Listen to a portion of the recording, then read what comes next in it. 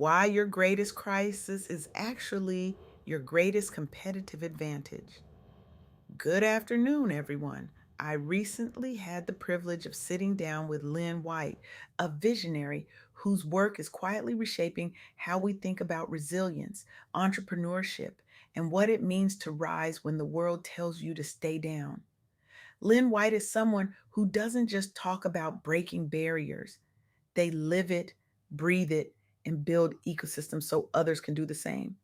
Their impact on making the world a better place isn't measured in headlines, it's measured in the hundreds of Black entrepreneurs who now have businesses, the thousands of jobs created, and the communities transformed because someone believed they deserved a shot. Today, I want to share what Lynn White taught me, and I want to challenge everything you think you know about setbacks, survival, and what it truly means to be soft in a world that taught us only how to survive. Let me start with a question that might make you uncomfortable. What if the very thing that knocked you down, the layoff, the rejection, the door slammed in your face, what if that wasn't the end of your story, but the beginning of your most powerful chapter? What if the crisis that devastated you was actually the competitive advantage you've been searching for? We live in a world that loves to tell us crises hit everyone equally. Economic downturns, job losses, recessions. We hear the numbers, we see the headlines, and we assume the pain is distributed fairly. We assume that when the economy collapses, we all fall together. We assume that suffering is democratic. But here's the truth Lynn White shared with me. And it's a truth that should make us all sit up and pay attention, lean in, and question everything we've been told about fairness and equality. In 2025, during the job crisis, Black women lost jobs at three times the rate of other women. Three times. Let that sink in. While federal employment dropped 11.6% for all women, it plummeted over 30% for Black women. Education sectors, care sectors, federal roles, the very industries where Black women have historically shown up, held it down, and carried the weight. Those were the first to let them go, the first to say, we don't need you anymore, the first to close the door, the first to forget the years of labor, the decades of loyalty, the countless hours of unpaid emotional work. Now, most people would look at that data and see devastation. And yes, it is devastating, it is painful, it is unjust. But Lynn White taught me to look deeper, to see beyond the surface, to understand that within every crisis lies a hidden truth. Because here's the twist, the part that nobody talks about, the part that should make every single person in this room reconsider what they think they know about disadvantage. The same vulnerability that made Black women the canary in the coal mine, the first to feel the tremors of economic collapse, is also sparking one of the most resilient waves of entrepreneurship we've ever seen. Black founders are projected to represent 3.2% of Canadian business owners by 2034. And that's despite, not because of the barriers, despite the loan rejections, despite the collateral demands that make no sense, despite the networks that never invited them in, despite the investors who looked them in the eye and said, we don't see the vision, despite the systems that were designed, intentionally designed to keep them out. This is what I want you to understand. Resilience isn't just about bouncing back. It's not about returning to the place you were before. It's about building something entirely new when the old system refuses to hold you. It's about taking the scraps, the rejections, the closed doors, and turning them into fuel. It's about refusing to let fear, obstacles, or disadvantages hold you back from anything you want to achieve. Lynn White introduced me to three insights that I believe can change how we think about obstacles. And I want to walk you through each one because they're not just ideas, they're lifelines. They're the difference between giving up and building an empire. The first insight is this: resilience over fear.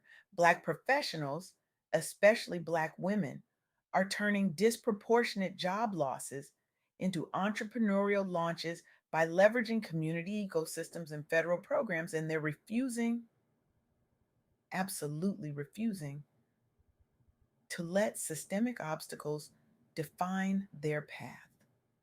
Think about that for a moment. You lose your job. You're told you're not qualified. You're told the market's too tough. You're told to wait, to be patient, to lower your expectations. And instead of waiting, instead of shrinking, instead of believing the lie that you're not enough, you build, you launch, you create, you take the pain and you turn it into purpose. Let me tell you a story that illustrates this. In Alberta, Canada, there's an organization called the African Canadian Civic Engagement Council. For years, they've been supporting Black civic engagement, helping people find their voice, use their power, and shape their communities. But in 2026, they did something that would change the trajectory of hundreds of lives. They received $1.5 million from Canada's Black Entrepreneurship Program to expand something called the ANZA Entrepreneurship Ecosystem. This wasn't just another business program. This was a movement. The challenges they faced were real and raw: systemic barriers to capital, networks that didn't include them, economic downturns that mirrored the job losses Black women were facing in the United States. The odds were stacked against them in every possible way. But here's what they did: they delivered training, they provided mentorship, they offered financial planning and business guidance. They didn't just teach people how to start a business, they taught them how to build revenue ready ventures from the ground up. They taught them how to dream bigger than survival. And the outcome? Over 250 employment and skill training opportunities created, community leaders cultivated, generational wealth set in motion, families transformed, futures rewritten. This is what resilience looks like. It's not passive. It's not waiting for permission. It's not hoping someone will finally see your value. It's taking the scraps the system gave you and turning them into a feast. It's saying, you didn't make space for me, so I'll build my own table. And I'll make it big enough for everyone who's been left out. The second insight Lynn White shared is about ecosystem power, targeted support, mentorship, training, capital access, programs like Canada's $189 million Black Entrepreneurship Program. These aren't just nice to haves. They're not charity. They're not handouts. They're the difference between a dream deferred and a business that scales. They're the difference between surviving and thriving. They equip Black entrepreneurs to build generational wealth, to create jobs, to compete globally, to rewrite the rules of who gets to win. Let me tell you about the Black Business Ventures Association, also in Alberta. They secured funding from the same Black Entrepreneurship Program in 2026 to bolster supports for Black led businesses, helping founders become investment ready. The challenges they faced were brutal: limited access to financing, higher loan rejection rates than their white counterparts, collateral demands that felt impossible, designed to exclude.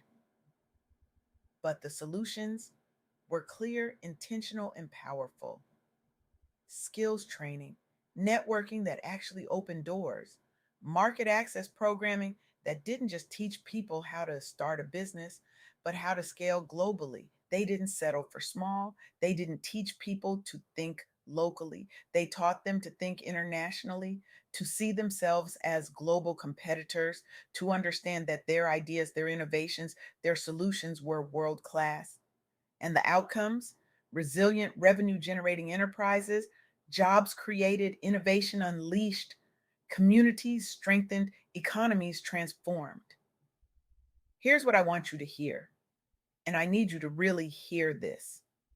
Ecosystems matter. You cannot do this alone, and you shouldn't have to. The myth of the self made entrepreneur is a lie.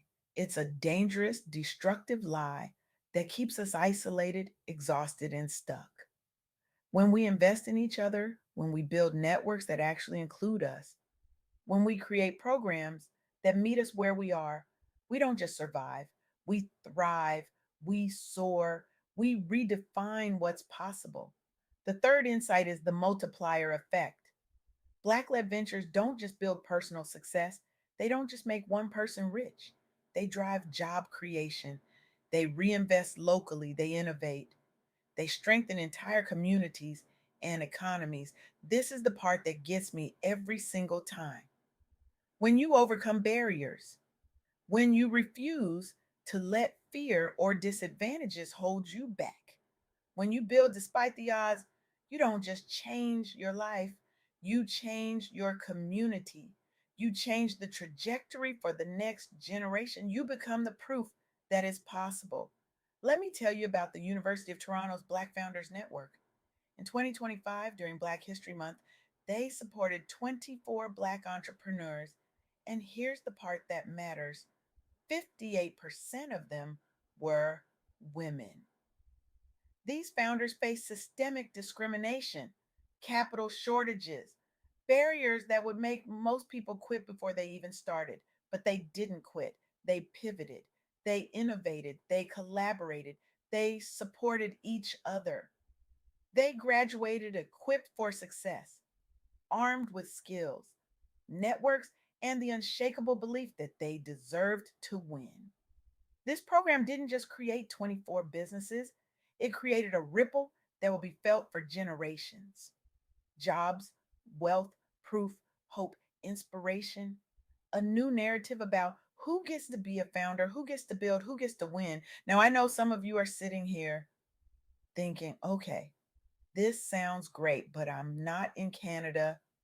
I don't have access to a $189 million program. I don't have a network. I don't have capital. I don't even know where to start. I don't have Lynn White in my corner. I don't have a community. I'm alone. And that's exactly why I'm sharing Lynn White's story with you today. Because here's the truth: the uncomfortable, disruptive, liberating truth. The barriers are real. The data is real. The systemic inequities are real. The pain is real. But so is your power. So is your resilience. So is your ability to turn a setback into a setup. So is your capacity to build something that not only survives, but transforms.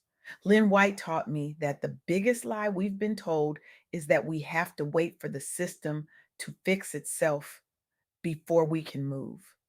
We don't. We don't have to wait for permission. We don't have to wait for approval. We don't have to wait for someone to finally see our value. We can build our own tables. We can create our own ecosystems. We can leverage the programs that do exist, and we can demand more where they don't. We can be loud. We can be bold. We can be unapologetically ambitious. Let me ask you something, and I want you to sit with this question. What if your biggest setback, the job loss, the funding rejection, the door that closed in your face, the betrayal, the failure, what if that's the exact launch pad for your most impactful venture? What if the thing that broke you is the thing that will make you? I want you to think about 3 barriers you faced. Right now, don't wait. Write them down, name them, call them out. And then I want you to match each one to a resource. Maybe it's a local Black Chamber of Commerce. Maybe it's a small business development center. Maybe it's a mentor in your network who's been waiting for you to ask for help. Maybe it's a federal program like the Black Entrepreneurship Program. Maybe it's a community organization. Maybe it's a friend who believes in you more than you believe in yourself right now. And then I want you to take one action this week. One, not 10, not a full business plan, not a perfect pitch, just one action that turns fear into your first entrepreneurial step. One email, one phone call, one application, one conversation, one decision to stop waiting and start building. Because here's what I've learned from Lynn White and from the stories of the African Canadian Civic Engagement Council, the Black Business Ventures Association, and the University of Toronto's Black Founders Network. The system isn't built for us. It wasn't designed with us in mind, but we are builders, we are creators, we are innovators. And when we build, we don't just create businesses, we create movements, we create legacies, we create futures that our ancestors dreamed of but couldn't see. This is what the soft girl era is really about. It's not about being weak. It's not about giving up. It's not about lowering your standards or shrinking your dreams. It's about releasing the cape, the one that says you have to do it all alone, the one that says you have to be strong all the time, the one that says you can't rest, you can't ask for help, you can't be soft, you can't be vulnerable, you can't be human. Softness is not weakness. Softness is the radical act of saying, I deserve support. I deserve rest. I deserve to build something that honors me, not just survives me. I deserve joy. I deserve peace. I deserve to thrive, not just survive. Lynn White showed me that resilience isn't about grinding until you break. It's not about hustling until you collapse. It's about grounding yourself in community, in ecosystems, in the belief that you are worthy of every opportunity, every resource, every win. And when you ground yourself there, when you stop letting fear and obstacles define you, when you stop believing the lies the system told you about your worth, you don't just change your life, you change the world.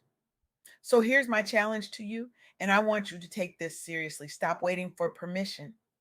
Stop waiting for the perfect moment. Stop waiting for the system to see you. See yourself, believe in yourself, bet on yourself, invest in yourself, and take that first step, even if your hands are shaking, even if you're scared, even if you don't have all the answers, because the world needs what you're building. Your community needs it. The next generation needs it. And you deserve it. You deserve every bit of success, every bit of joy, every bit of freedom that you've been dreaming about. Your crisis is not your ending, it's your competitive advantage. It's your launch pad. It's your proof that you were built for this. Now go build something that proves it.